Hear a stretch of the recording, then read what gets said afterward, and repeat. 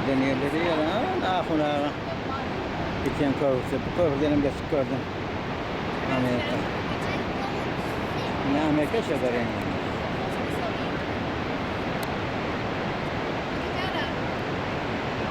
Amerika taraftan geliyor da işte. Onun Kanada'dan kimin aralığı da. Aralığı değil mi? Aralığı daha diyen, daha mesela.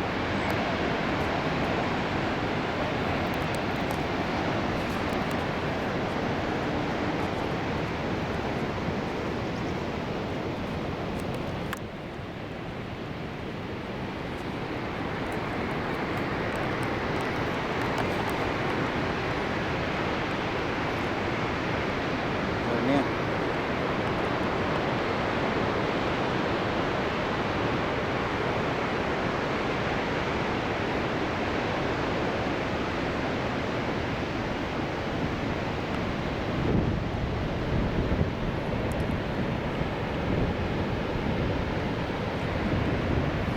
Hepinize selam. Canınız sağ olsun, başınız dik olsun. Nerede yaşayamıyorsanız, okuyamıyorsanız, işleyemıyorsanız. Yaşınız uzak olsun. Yaş niyette olaylı. Yaş niyet yarım devleti işleyelim.